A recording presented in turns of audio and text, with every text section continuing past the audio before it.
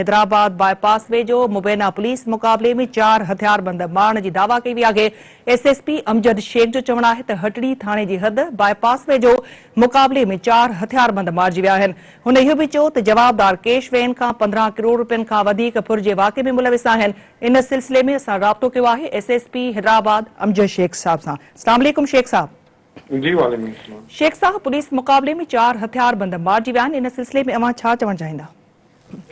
जी बिल्कुल, अॼु हीअ पुलिस जी कार्रवाई थी आहे सादिक लेवना जेका थाना हटड़ीअ जी हद में आहे। उते इंफॉर्मेशन ते त इहे जेको आहे कैश समेत उते क्रिमिनल मौजूदु आहिनि जेके 28 सितंबर ते जेका कैश वैन स्नैच थी उन में मुलविस हुआ।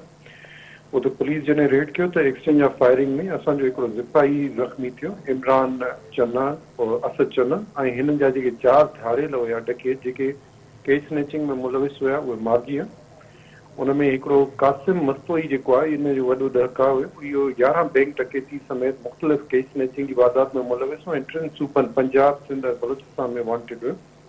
उन सां गॾु जेके 3 हुया उहे बि केस स्नैचिंग ऐं रॉबरी जे मुख़्तलिफ़ केसिस में पुलिस खे वांटेड हुया। गॾोगॾु जेका केस स्नैच थियल हुई 28 सितंबर ते उहा 5 करोड़ 10 लख रुपया हिन जी कब्ज़े मां उते ई उन मां बरामद थी आहे। ऐं पुलिस इलाइक़े एरिया खे कॉर्डन करे छॾियो आहे ताकी हिन जा जेके ॿिया साथी उतां फरार थियण में कामयाब थियनि त उन्हनि जी का चेकिंग या नाकाबंदी करे सघे। अच्छा शेख साहब, अवां ॻाल्हि कई त जवाबदार कैश वैन खां 15 करोड़ रुपया फुरकण जे वाक़े में मुलविस आहिनि। हिते असांखे इहो ॿुधाईंदो त पुलिस हिन वक़्तु केतिरी रक़म हथ कई आहे? जी मां तव्हांखे ॿुधायां त 5 करोड़ 10 लख रुपया पुलिस हथ करे वरिती आहे जेका हुननि जी कब्ज़े मां थी।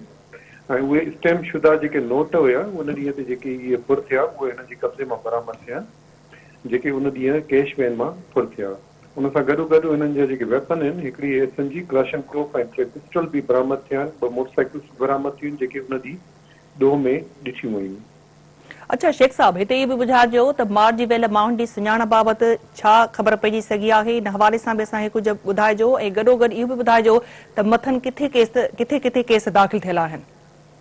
जी मां तव्हांखे ॿुधायां त हिकिड़ो कासिम मस्तोई, ताहिर कासिम मस्तोई जेको मुख़्तलिफ़ ज़िलनि ऐं बल्कि 3 प्रोविंसिस जी पुलिस खे वांटेड हुयो। 11 बैंक डकैतीज़ में हुयो। हिन जो जेको भाउ हुयो उहो बि बैंक डकैती जे दौरान मारिजी चुको आहे।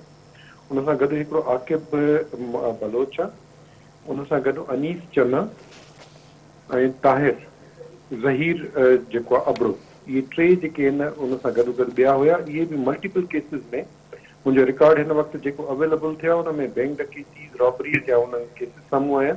चल डिटेल हिननि जो जेको रिकॉर्ड उहो कलेक्ट कयो थो वञे, उहो इंशाअल्लाह ताला जीअं हूंदो त मीडिया सां शेयर कयो। शेख साहब, आख़िरी सवाल अवां खां पुछणु चाहींदासीं, डेड बॉडियूं हिन वक़्तु किथे पियल आहिनि? केरु वसूल करण लाइ पहुतो आहे थाणे ते या अस्पताल में जिते डेड बॉडीज़ सिविल हॉस्पिटल में आहिनि, उहे पोस्टमार्टम लाइ उते वञियूं आहिनि ऐं हिन वक़्तु ताईं को बि हुननि जो वारिस साम्हूं न आयो आहे।